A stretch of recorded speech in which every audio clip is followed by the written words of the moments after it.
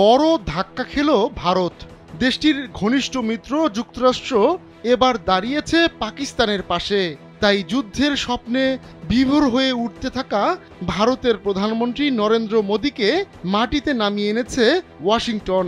গেল সপ্তাহে কাশ্মীরে সন্ত্রাসী হামলার পর ভারত ভেবেছিল যুক্তরাষ্ট্রকে পাশে পাবে তারা, কিন্তু সেই আশায় ঘুরে বালি।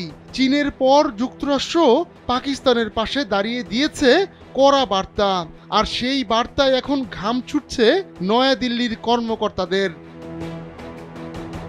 পাকিস্তানে হামলার সব প্রস্তুতি শেষ ভারতের।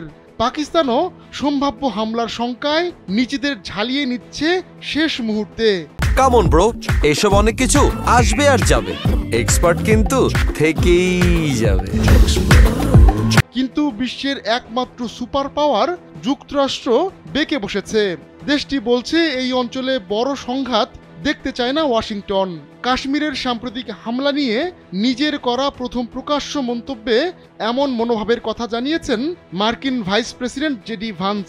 তিনি চাইছেন ভারত সতর্কভাবে জবাব দিক, তবে তা যেন বড় সংঘাতের কারণ না হয়।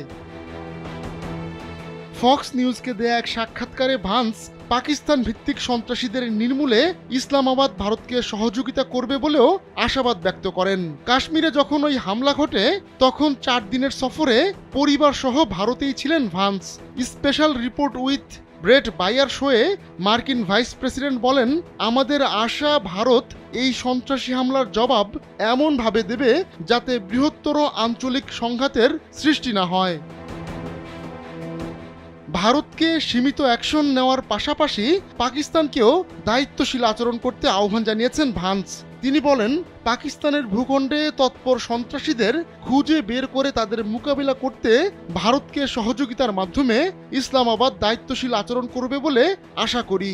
চরম বৈরিতাপূর্ণ দুই প্রতিবেশী দেশের মধ্যে উত্তেজনার এমন আবহে ভান্সের এই মন্তব্যকে গুরুত্বপূর্ণ বলে মনে করা হচ্ছে। পরমাণু শক্তিধর ভারত পাকিস্তান যেন বড় ধরনের সংঘাতে জড়িয়ে না পড়ে তা নিশ্চিতে কাজ করছে বিভিন্ন দেশ। পরিস্থিতি নিয়ন্ত্রণে রাখতে ভারতের পররাষ্ট্রমন্ত্রী এস জয়শঙ্কর ও পাকিস্তানের প্রধানমন্ত্রী শাহবাজ শরীফের সঙ্গে ফোন আলাপ করেছেন মার্কিন পররাষ্ট্রমন্ত্রী মার্কো রুবিও। এরপরও সীমান্ত লাগোয়া দুই প্রতিবেশী দেশের মধ্যে উত্তেজনা কমানো যায়নি।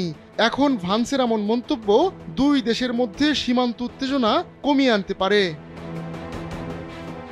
আহমদুল্লাহ শিকদার, কালবেলা।